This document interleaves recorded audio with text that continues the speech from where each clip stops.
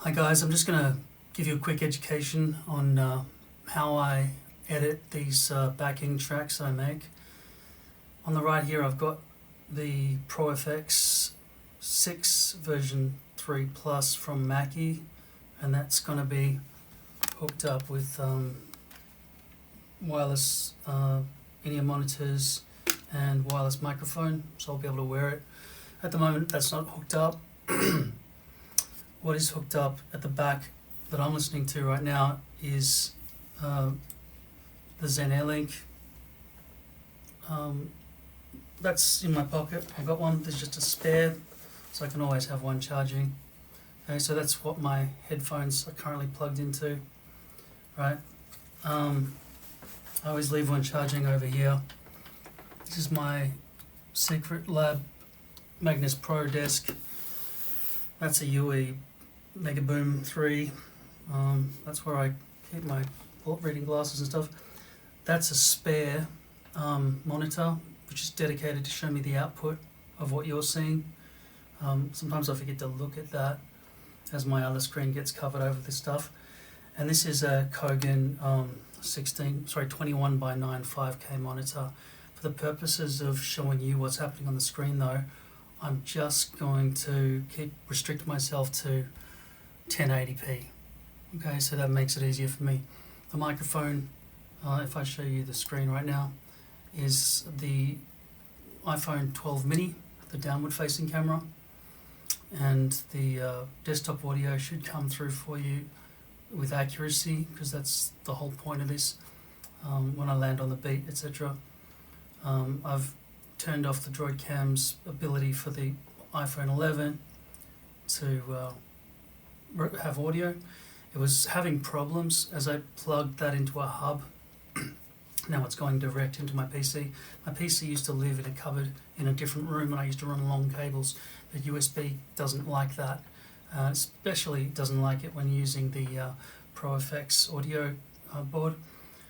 With Droidcam, the program that allows me to plug my phone into OBS,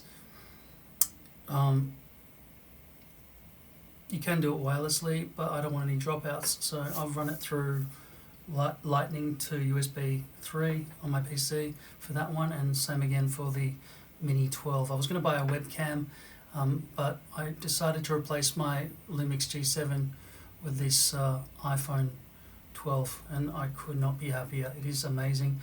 While I'm using this, you can see I'm just both my hands are on the table, and I'll just zoom in on either camera. Right on the right hand side, if you could see, you can't at the moment, but I can zoom in easily using my mouse, and I can swing things around because I'm using a frame that I bought, which I reviewed.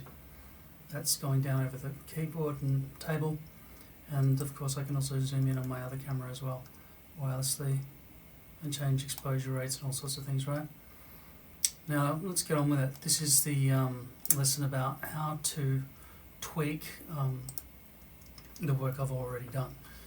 So basically, as you probably know, my channel is now best known for backing tracks. I've spent 2 years making the best backing tracks in the world, and now I'm moving on to medleys. If we look at my organisation for the hundreds, or if not, definitely thousands of hours work I've put into this, it's all come down to a single file here in Premiere. There were hundreds of files along the way, but this is the final, most recent one. Unfortunately, Premiere restricts you to 24 hours for a project, for a sequence, so I'm stuck with that.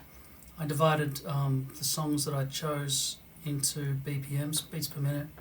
So the songs on the far left down here are all in the 60 to 69 range.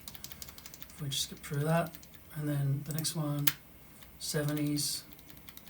You can see, is the mouse on the screen? Yeah. You can see anything that's in the 70s, I've stuffed in there, no alphabetical order, nothing. There are few enough that I can just skip through. This is 80s and then 90.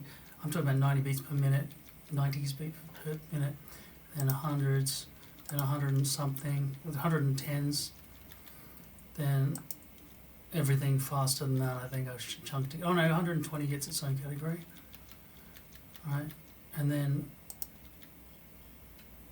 Time After Time is a fast song, surprisingly, considering how it's calm, it seems like. 500 Miles, what else I got here? And I got rid of a few others. They're in the 130s. All right, these ones are all together. So it goes up to 130s. There are only 3 of those, and then all these are all 160s, 172. These are the dance songs, definitely, up here. And you can see how many of the sort of edits I've done along the way. Right, and then from this point onwards, these colour-coded ones that I've got going on here are medleys. These are the ones I've already released for you. They were designed to be sets, like, so all of red would have been one 45-minute set. I timed it out and planned it. So all these songs are in a certain key, like in the key of E minor. Actually, I wrote the starting chord and the ending chord for every song in my list so that I could mix and match and figure out the speeds and everything and figure out which songs would make good medleys. Because when a song ends, I need that final chord to be the first chord of the new song. So that's how I've done that. And then I'm just releasing one right now on. I'm just releasing one right now, and that was just released. Yeah.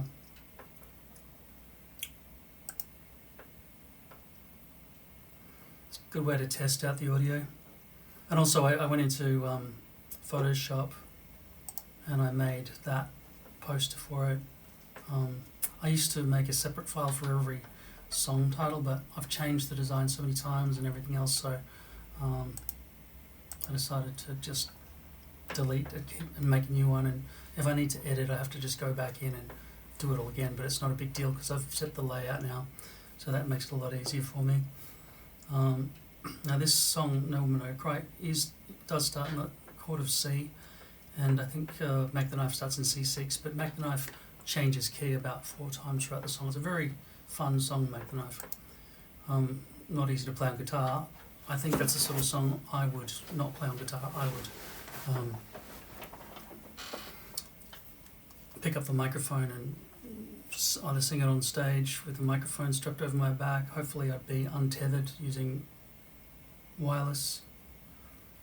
Other than that, I'll put the guitar down if I have a chance in between the end of No Woman No Cry and Mac the Knife.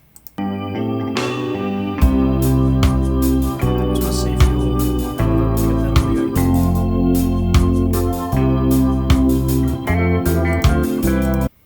Looks like you are. I'm not sure what the volume on this microphone is like compared to that sound you just heard. It would have been much louder. Anyway, this is all I can. It's 6:20 in the morning. I guess I can start speaking in a normal voice, but I'm sure people are trying to sleep in the apartment below me, so I don't want to be screaming or anything. Okay, let's look at this latest one that I'm doing. So with Premiere, so layering the end of the first song and the start of the second song here, I spent ages on forums trying to figure out how Premiere could tolerate really long, where's a recent one? I see here, the length of that song's very short, right, in terms of pixels in height, but when I start doing big medleys, they become extremely long, and Premiere can't handle it. And I tried to type it into Premiere directly, but it still couldn't handle it. It doesn't know how to handle long text. So I don't know how people are dealing with credits for movies. Premiere doesn't seem to be able to handle it. It's very strange. Because what I'm doing is just text on a screen. It shouldn't be hard for a program to tolerate, but Premiere has a lot of idiosyncrasies that are very stupid and annoying. This is how you deal with the keyframing for moving the text. So I type it all up and get all the chords right, and test it all on my guitar and sing along and play along with it and make sure it's all perfect in those ways, and make sure cross-check the lyrics, try to make them as perfect as possible. Simplify the chords where necessary so that it's not stupidly hard to sing and play because you're doing intricate chord structures while you're singing. I try to figure out what goes well enough with the backing track that we can minimize the amount of chords. In some cases it's jazz, like Mac the Knife or something, and then it's just crazy hard and there's nothing I can do about it because if I don't stick with the actual original chords, it won't work with the music. Jazz is far more complicated than pop. Pop is like a children's toy. Pop music is like a Mac compared to a PC. I've had a Mac and it was like being in a straitjacket. It's just you need the freedom to be able to right click and see submenus and be able to do what you want. And Macs just want to keep everything clean for you. They'll even put your files and folders in places you don't even know where they are. Right? You have no control. Whereas a PC is designed for you being in control as a human being of where your stuff goes. Having said that, I use an iPhone compared to an Android because I find their menu system too complicated for no good reason. And it's not like it was like Windows where I could just organize files and folders using the Android operating system. No, it was shit. It was like it wasn't like Windows at all. It was like a try-hard version of Apple, which is not something you'd want to model off in the first place. But they did, and that's where the world's at. It's like when we went backwards from dials to up and down buttons for volume control. I don't think it's a good idea. In fact, when deciding between which I should use out of these two for my in-ear monitor system, first of all, this is brilliant for what I'm doing right now. I'm going to use it for video editing all the time. 10-hour battery life, just keep it plugged into the USB-C charger and it's all good, right? Whereas this one, you've got to keep taking out AA batteries and doing all that sort of stuff. It makes a hell of a lot of RF kind of frequency interruption noise, whereas the Zen Airlink doesn't do that. But, I don't know, this one has the knob, right? It has a glow screen and I can sort of see what's going on a dedicated frequency. Whereas this is in the 2.4 gigahertz bandwidth, somewhere between 2.4 to 2.4999 gigahertz when you pair it with the transmitter. This one that I'm wearing is currently paired with the transmitter, which is plugged directly into the back port on my computer, bypassing the desk and everything else, just to make sure there is no latency whatsoever.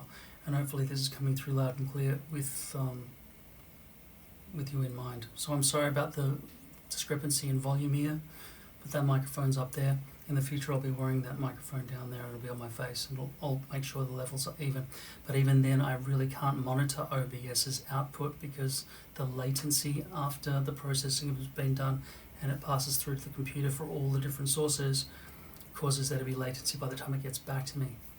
So even though if I plug into the audio jack on the back of the PC, it's still giving me latency. So I've just got to go straight from the desk when making music and stuff like that and producing stuff through that desk. When I say desk, I mean the Pro. I just assume you understand what I'm talking about. That thing, right? That's the Pro FX. Okay? That's what I mean by the desk. It's a mixing desk. It doesn't look like a desk compared to this desk, but that's what it's called. So the desk, right? That thing. Right, now, let's look at neatening this up. In the beginning, when I started making the backing tracks, I just used a Bluetooth receiver from the Bluetooth transmitter in my PC, and as you probably are aware, Bluetooth has a latency of like 40 to 200 milliseconds. It's ridiculously slow, so me landing on the beat was impossible, so I go back and I watch these old videos with actual air links or something that's like got no evident latency. Like air links have up to 12 milliseconds, but usually lower than that. So I'm getting very to the second sort of, if somebody was to watch it on their phone or on their screen using direct speakers or something, when it stops and because I'm scrolling with text. That's my job as the editor after I've done all the other stuff, right? All the hard work's out of the way. Now I just need to make the text land exactly, okay? So when I'm editing this, you'll see what happens, okay? This will be much louder than I was when I was speaking a second ago, and for that reason I might just half screen it, which is going to be tiny, especially considering I'm used to having 5K Just shrinking everything down for you. But I just want to see what the levels are like, because you see at the moment I'm barely, like, the only way I know what my output is from my voice right now through that microphone up there at the iPhone 12 is to see the meter here, which is barely even scratching the yellow. I'll bring down the volume of desktop audio, I guess, if it gets too loud, but maybe I won't. Let's just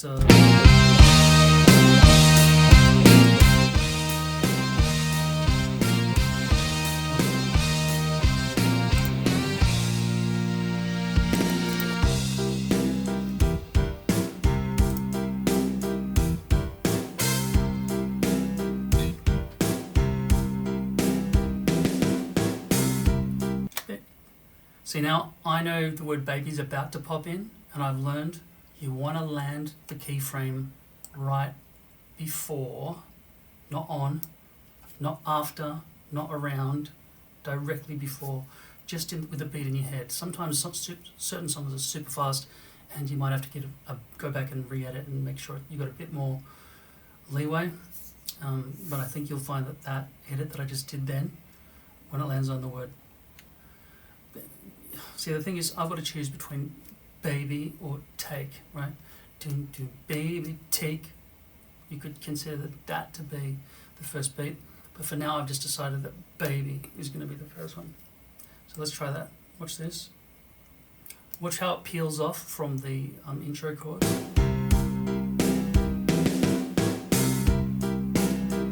See how it's stopped exactly? Most of the time that you'll get that wrong. It's only after doing hundreds and hundreds of hours of doing this that I know you want to land just before. In fact, it's almost so intuitive that you, like, when you think maybe I'll look at the waveform and wait for a big crash or something, that'll definitely be on the drum beat. But that's not where people's eyes want it to land. They want it to land where you intuitively want it to land. Trust me. I'll go through this entire song and you can see where I make those changes, and I'll tell you what I'm thinking.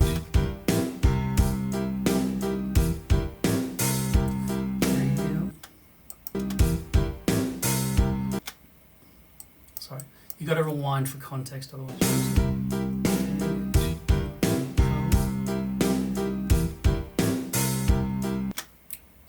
He's about to say real slow, right?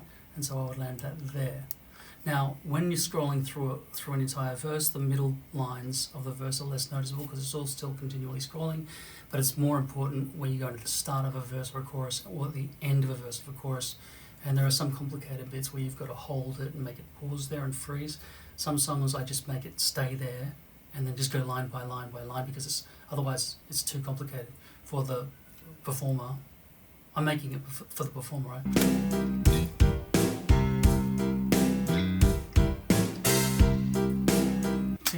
Take off your shoes. Take off your shoes. You can see me tweaking, right? It's all full screen for you. Baby, take, the word take is about to come in, so I'm going to put that there. Take off your shoes. Yeah. I think I'm going to put that there.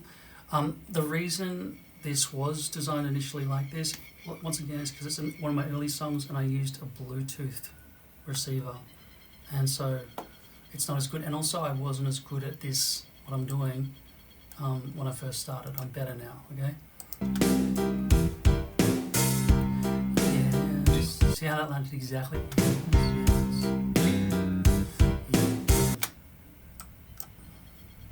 I'm going to go back and figure out why I paused on the yes, yes, yes. Yes, yes, yes. Yes, yes. See, you would think, don't do it there. What are you stopping there for? Because that's where the keyframe is right now. That's where it will move. I'm giving instructions where it will stop moving. It's different. It's almost like a second thing in the brain.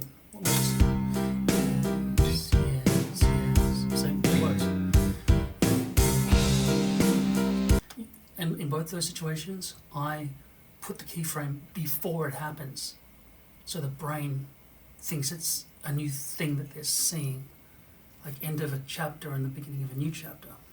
That's what's happening.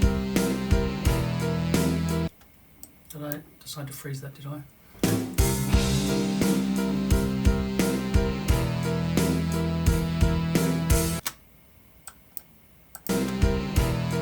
Yeah, that wasn't on beat. So if I'm going to freeze it, why would I add that complication for myself? I'm doing it for the sake of it looking entertaining, because I could take that one out, right? Doesn't need to freeze it, right?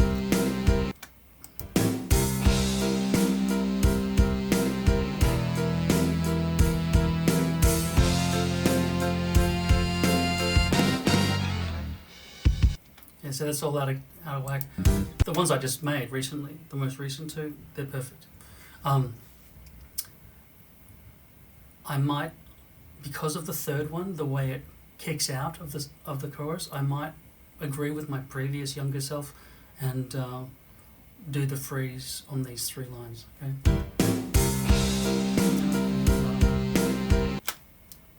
It's about to go bleh, right? So I'm just gonna click on that one, press Control C, and then Control V, right? And it'll leave then, right? So you watch this now. Perfect.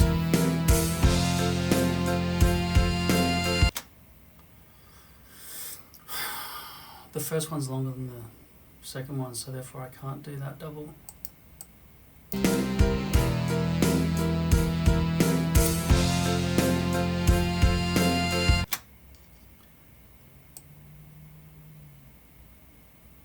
See, this isn't going to land in a spot where the person will sing, but it just looks cool, and the person instinctively knows. After this freeze, you can. It's. See how there are multiple decisions made inside this single chorus? I'm going to go back to the start of it.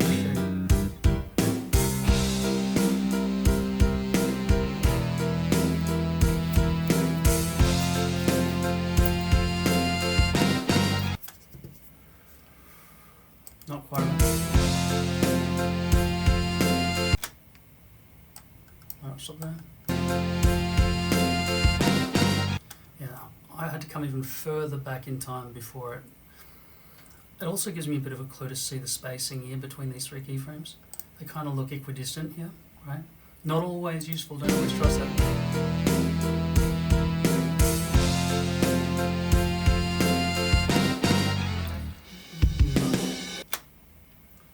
That's where I'm going to leave here. So it will depart there, but I'm going to stop it there. Oh, that was the wrong one.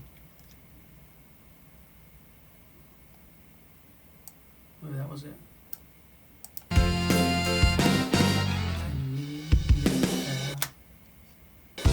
No, it's too fast. Oh, we've got to get there. We've got to get there by that next beat, so we can't do what I just did. See, another adjustment I'm going to make. You might think this is just stupidly finicky, but it all looks awesome. This is why these are the best backing tracks in the world, because I am a perfectionist now. I was a perfectionist before, but I'm better at what I do, so I'm more perfect than I was before. We'll just go back.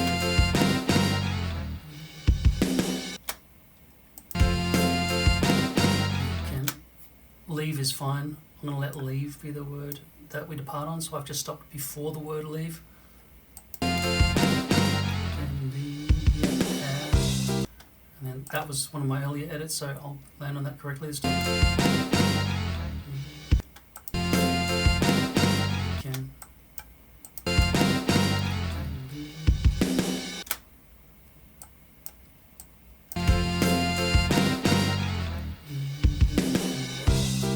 That's sounding a bit distorted to me.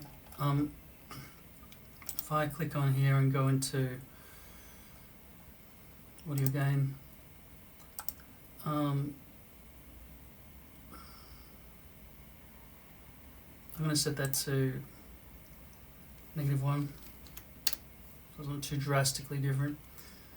So I've just quietened the song down a bit, so there's no chance of peaking. I'll highlight that one so I can put up these keyframes. I'm going to zoom in here because I'm using a 1080 monitor.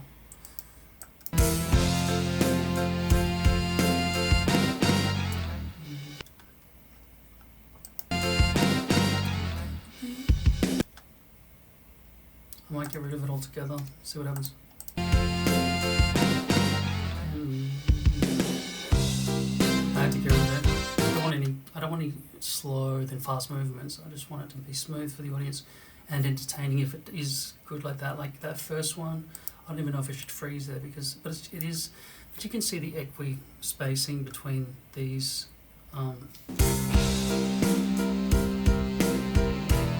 See that was the saxophone or whatever the brass instrument was changing notes there in the first line, but the second and third are faster.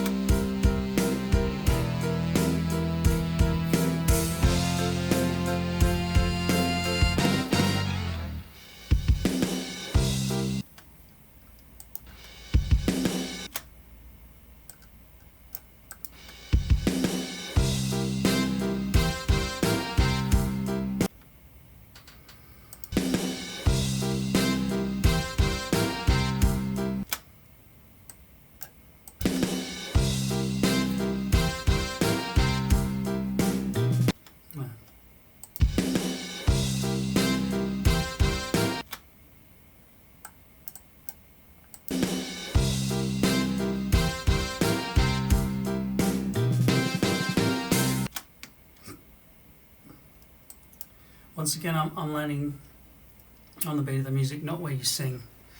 It's always a tough decision.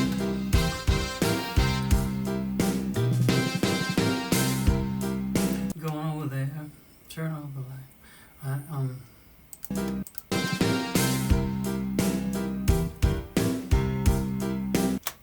Now I'll get back to landing on where the beat is and where the people sing. Turn on the light. I can just tell that on is the emphasized word in this case because it's an easy 4/4 song. No, on the light.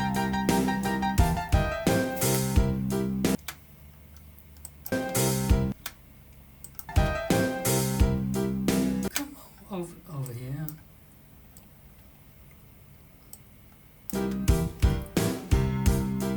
Stand on this chair. Yeah, that. Yeah, that's right. Raise your arms up in the air. Now, I don't know why that's. Check this. Yeah, that's fine. Raise your arms up in the air. Now shake. I might duplicate and pause that.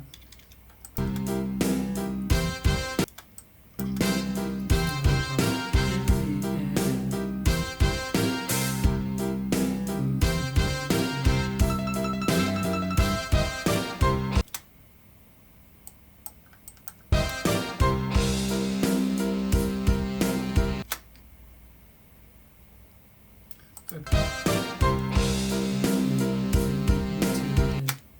You notice I'm anticipating the next beat drop and just before. You've got to close your eyes sometimes.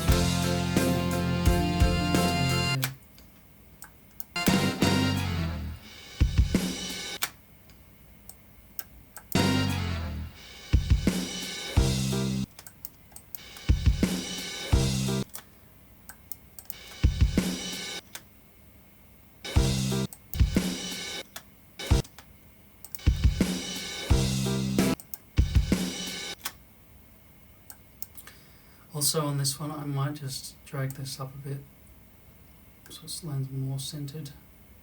I won't be doing that all the time, but well,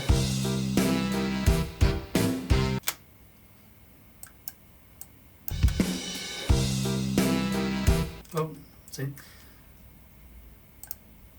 because I changed it, this was obviously a duplicate of this one, so I'm just Control C there and then Control V here, so hopefully that'll fix it. No.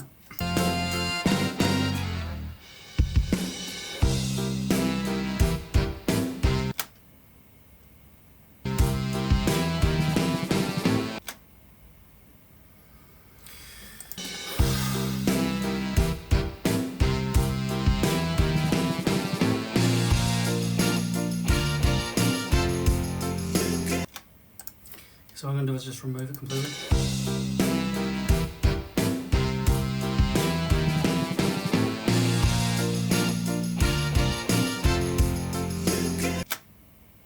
Leave.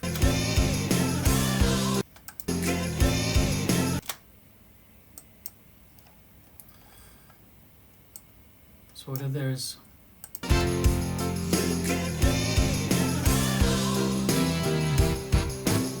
stop where the pause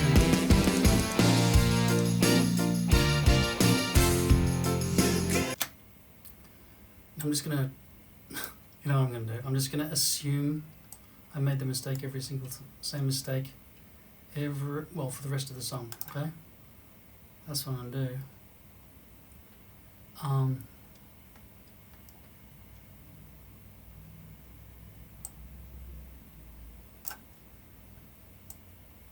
Just drag it all to there. See how perfect it is just by luck. Let's go.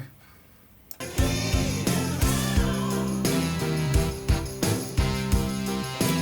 don't get that here Bluetooth.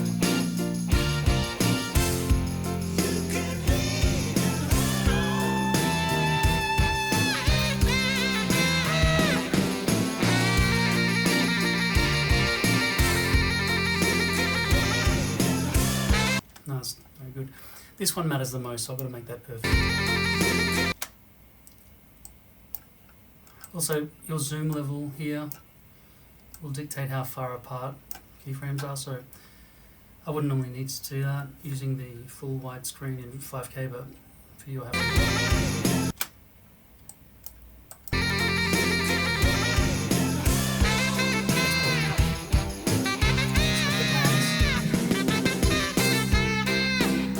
I think I want to land on the beat. I'll place it just before the beat so that it'll land on the beat. Okay, ready?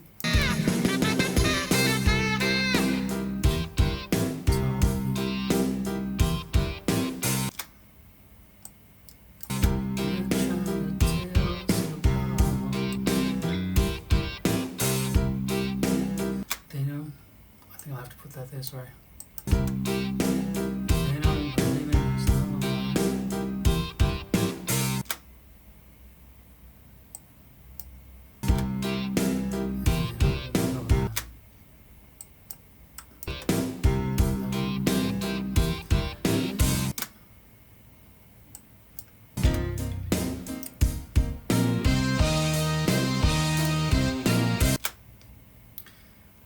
I'm just going to grab the rest of it and see if I can make it land nicely.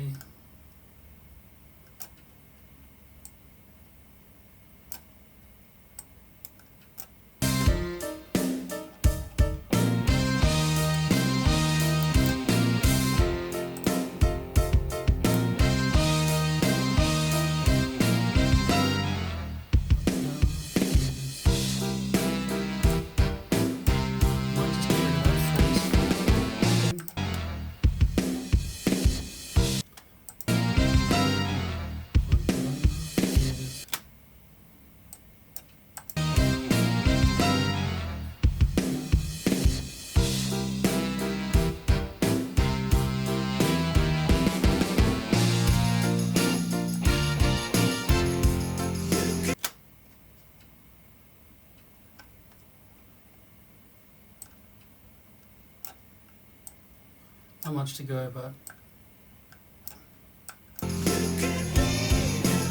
see, movement, when something starts to move and when something stops moving, it looks the same in the brain as an activity, an action.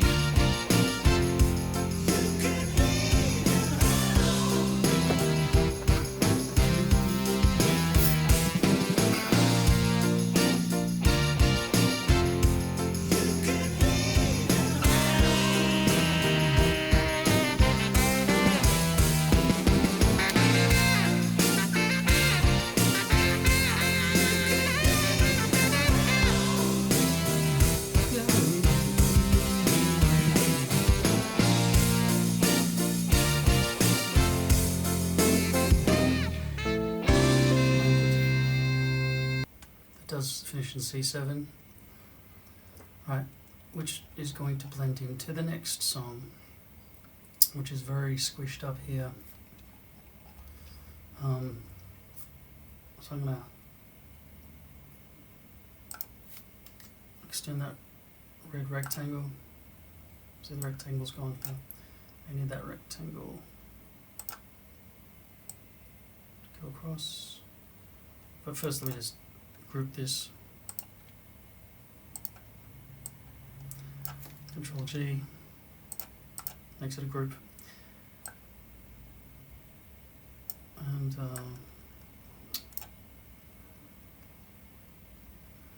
yeah, I can't, if I made this full screen you wouldn't be able to read it.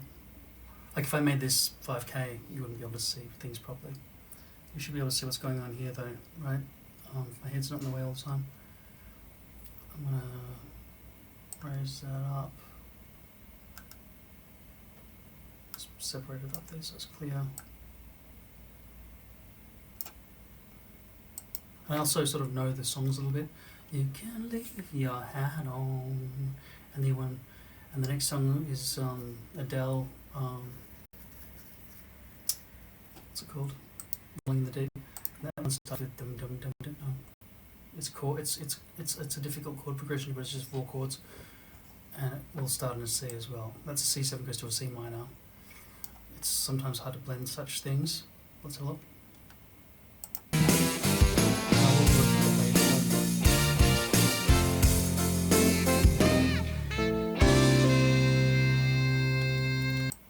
Alright, so it's going to land on D, D. So I just press the tilde key to get this full screen up.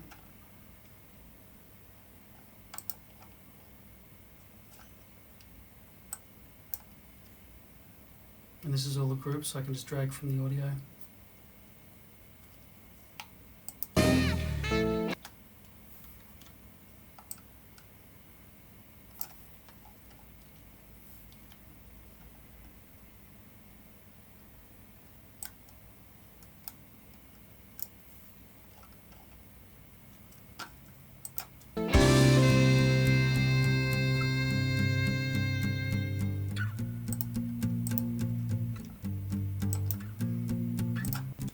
Okay, so now I'm going to try to figure out how much decline I want here into the start of the next song.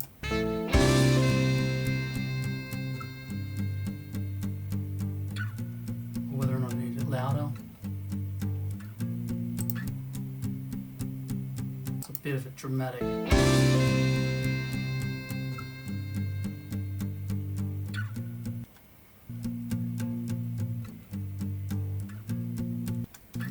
I might just refer to the previous one I made years ago. Over here. How did I mix it? Did I go loud at the start? It's exactly the same. See, in some instances I raise the volume of the start of the next song because a lot of songs start quiet and a lot of songs end big like that one. So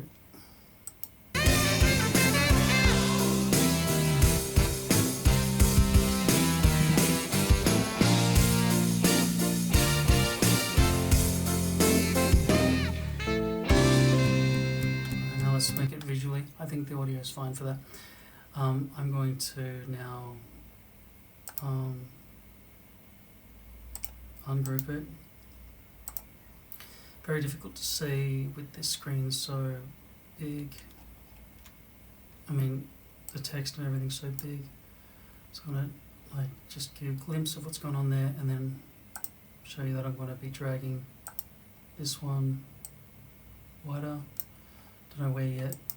I've decided, in order to cope with the lack of text length that is allowed in this program, that I just sort of leave about that much gap, however much gap there would normally be in something like that.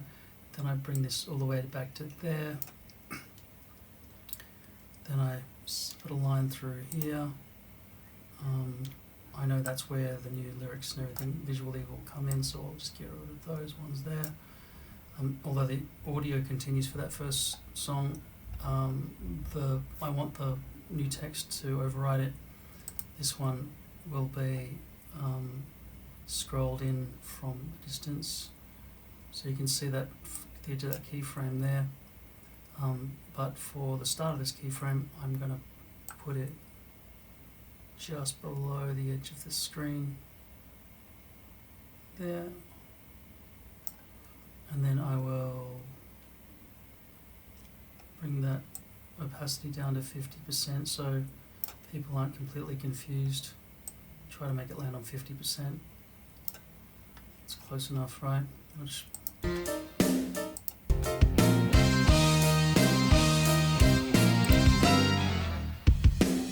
then go full screen.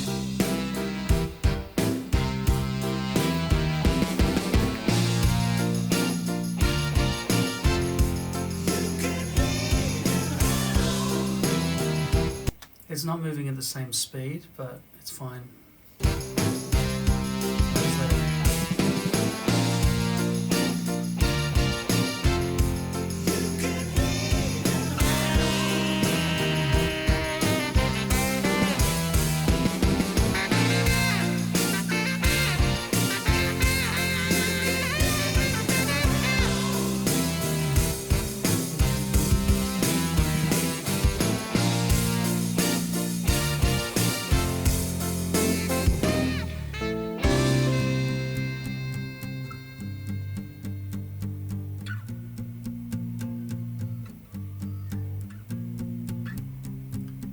Just so quiet.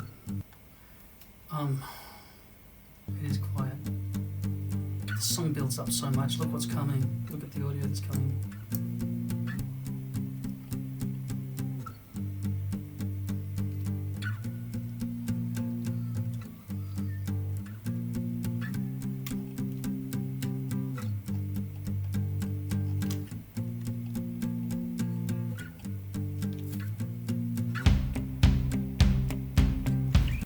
Hopefully this is all in sync for you, and that was a good indicator.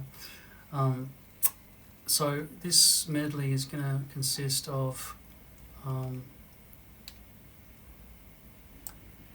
You Can Leave Your Hat On, Rolling in the Deep, Respect. Let's just hope I haven't changed any of the chords for these two songs, for these three songs. It's going to end on a C minor and start with a C7, which is what this one ended in. It might have blended better if I'd have chosen those two, but for some reason I thought this felt right to have the songs in this order. And then going up to Mustang Sally at the end, which will stay in C7 at least. And then doesn't matter what it ends on because it's the final one in the medley. So the next one I'll do is Respect, then I'll do Mustang Sally in the same way that I just showed you. I just keep praying that the songs that I'm putting in these medleys are new songs that I have made in the first quarter of songs that I ever released on Zen Music Channel. I used Bluetooth, which screwed it up, and then for the last 3 quarters, so the last 75 or more songs, I used the Airlink, which gave me accuracy. So because there's no lag for me as the editor. So basically, that's what we're looking at here. Let's go back to OBS here so I can navigate through this and show you my keyboard for a second, because I want to show you something. I taught you in one of my earlier lessons how to assign multiple monitors to be like 21 by 9 and 16 by 9, and then make one of them 16 by 9 and make them all mirror each other and stuff. I use AutoHotkey, and I gave a lesson on how to use that program, but I've assigned Control 1, Control 2, Control 3 and Control 4 to do 4 different things. Control 1 duplicates all the screens, Control 2 extends it, Control 3 makes them all 1080, and Control 4 makes them all 5K, so you'd be getting cropped off edges here.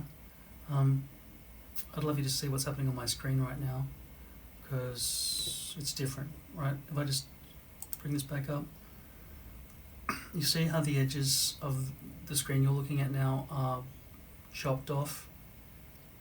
You can see that some of the, like on that far end, you can't see Google One Bill, for example. It just says Google, it says Google bit, but there's more to the left of that, right? There's way more. Like if I were to, I can't. There's nothing I can do about it. Like you're not going to get a proper. It's cropped for you now, but it makes it so much better when I'm using Premiere Pro, right? Look at this sort of density of information I can see on the screen in front of me now. I almost could have taught you in this mode if I'd had of, shrunk everything down and try to make sure it doesn't go past your edges. Your edges about there.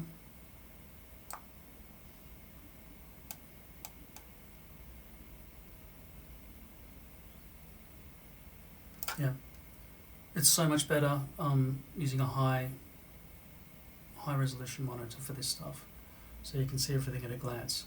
And basically, using Premiere and having a wide timeline is the reason I got an ultra wide screen, and I freaking love it. It's no comparison to a 1080p monitor. You can't see the edges of OBS, but just to reteach you things I've taught you in other lessons. Here we've got the docks for the iPhone 11 and 12 here.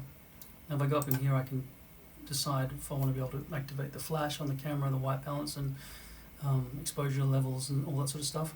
And I've just decided I just want to be able to choose which of the 3 cameras on each of these phones are going to be activated, how I want the autofocus to behave, and control over the autofocus, right?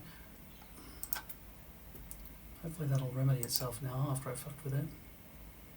No, doesn't like it. Okay, it's back. It just took a while. So that's the battery level on each phone. They're both permanently plugged in using USB. I initially used a dock, like I told you, and that caused major issues. So I've had to plug them both in directly into the back of the PC, and I've also had to plug in the Pro FX 6 using USB straight into the back of the PC, because when I used a hub or when I used long cables, everything broke. It just kept breaking. There was scratchy noises and all sorts of nonsense going on, so I had to get rid of it.